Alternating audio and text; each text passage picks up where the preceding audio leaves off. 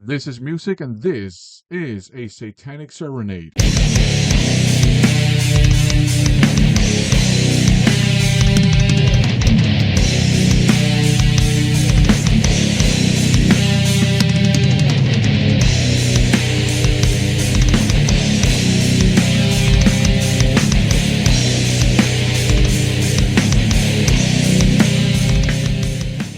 Welcome to another First Impressions video. In these videos, I share with you my first impressions of the many blind buys I've picked up lately.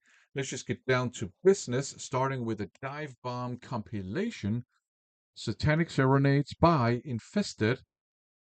It's satanic death metal. I think this compiles all stuff they have in their discography. I don't actually know, but you have 4 releases on here.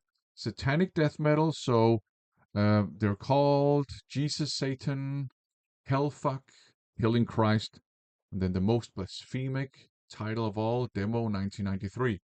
So yeah, satanic death metal. The lyrics are silly, but it's actually a Don Svanne project, and that means it's got to be good, right? Yes, musically, this is awesome. It's old school 90s death metal. It has all the trappings of old school 90s death metal, guttural vocals that are not too guttural. Um, those chromatic death metal riffs from back in the day, a lot of thrash as well. Um, Morbid Angel style blast beats, so fast but not too fast. I think early Morbid Angel were probably a huge influence on this project without knowing that. It sounds like it. So it's great. It has some modern elements too, but I think that's just an indicator that they were a little bit ahead of their time. One thing that I really appreciate is something that might put a lot of other people off. There's a lot of groove on here. And I know there are some people out there who are like, get the groove out of my death metal.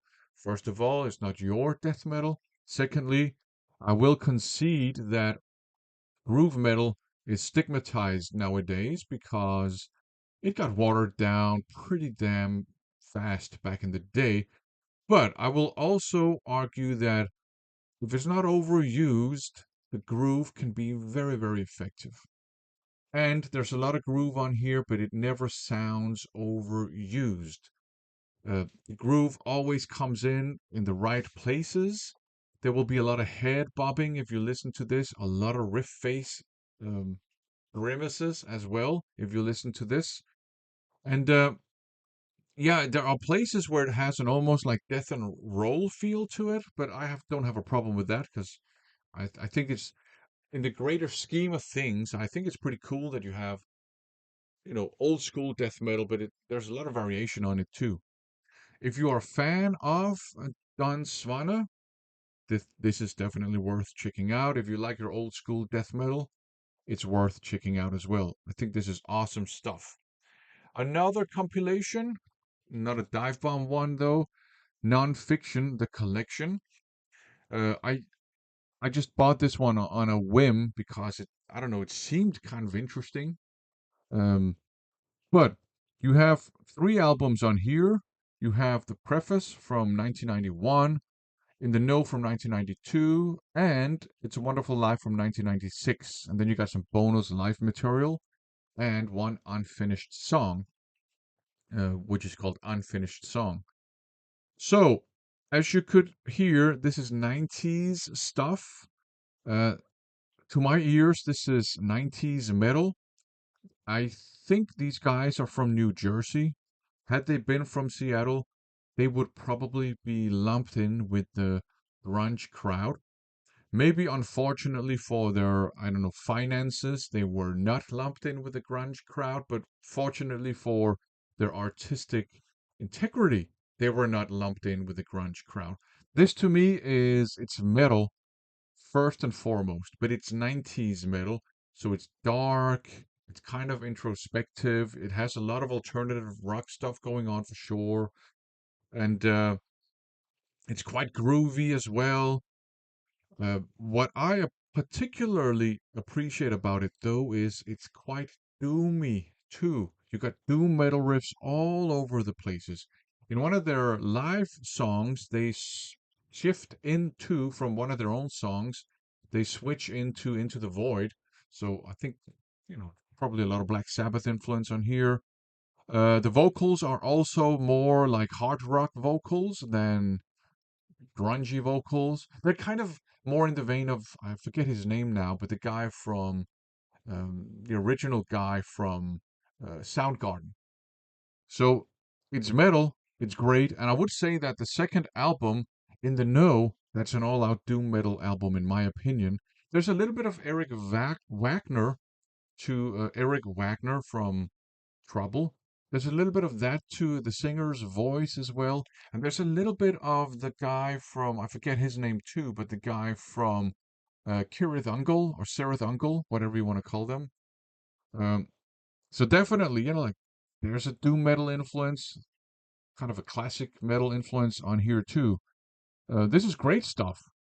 I don't consider this grunge. If you were to compare it to some grunge bands, yeah, I would go with Soundgarden, Alice in Chains.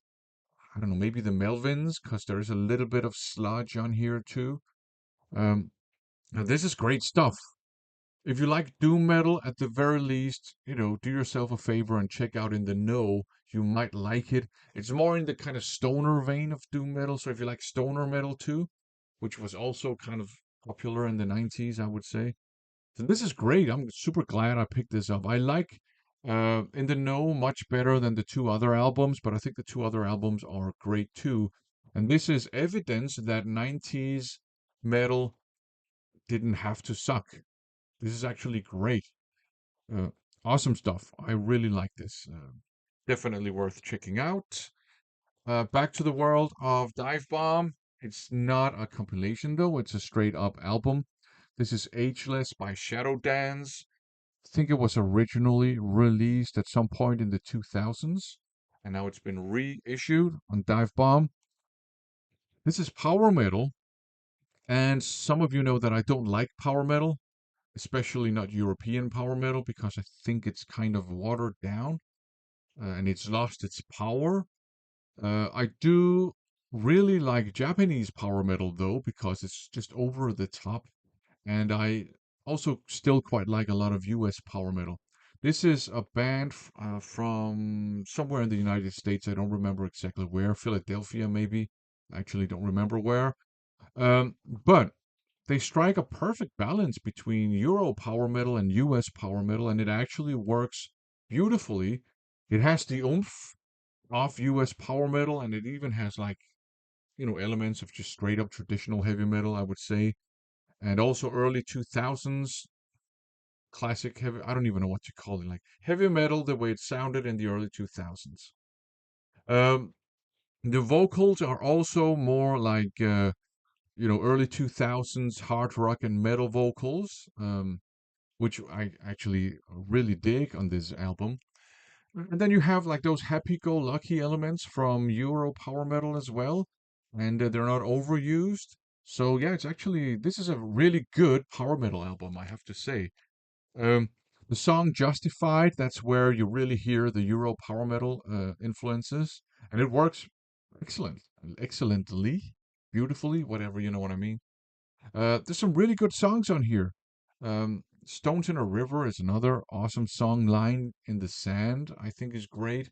Obviously, there's a lot of kind of epic stuff going on here, but there's still a lot of oomph to it. This is the kind of this is the kind of power metal I appreciate, right? Because it's got oomph. It still has that kind of happy-go-lucky and Schlager feel of Euro power metal, but it has the oomph of US power metal as well. Excellent stuff. I mean, it's not over the top like Japanese power metal is, but this is another strand of power metal that I appreciate. So I'm sure there's more power metal out there that sounds like this, which is not Japanese power metal. So maybe I should make an effort and try to seek some of that stuff out. This was great. I enjoyed this. Shadow Dance, Ageless. If, like me, you had given up on power metal, check out Shadow Dance, Ageless. It's actually really good. And then maybe check out Japanese power metal too, but maybe it's too much over the top for you. I don't know. Check it out. Last, we have a compilation or sampler, really, from Hammerhard Records.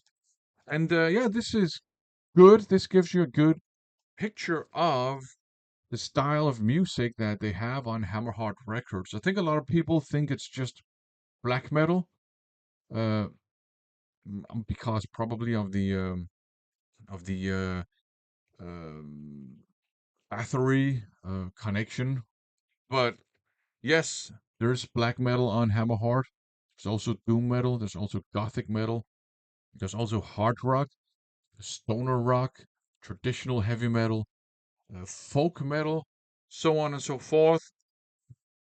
Melodeath, old school death metal, blackened death metal, and this sampler just gives you a very good idea of the diversity, but also consistency of artists on Hammerhard Records. You got Arab Altor, you got Seer Bliss, you got Awaz, and I didn't know Awaz. I don't know how to pronounce it, but that's like epic, gothic, power metal ish, doom metal. It just has that epic vibe of power metal. Hesperia, which is like almost like narrative black metal. It's almost like telling you a story with sound effects and all sorts of stuff. You got Moon Wizard and Castle. They're both like stonery, gothicy, doom metal stuff. You have Totengot. You got Imperishable, Pandemia, Impurity. So some death metal and blackened death metal too. Opia, Dark Driven. You got, old school death metal veterans, Conqueror as well. Bramelin and Monolith. So yeah, this one is good. I actually quite enjoyed listening to this sampler. So there you go. I obviously liked everything in this batch, and that means that my inbox is empty now. I do have some box sets I haven't had the chance to listen to, but my CD inbox is empty. I actually made my way uh, through all the stuff. So that's a victory. Yay. Anyways, thanks for watching.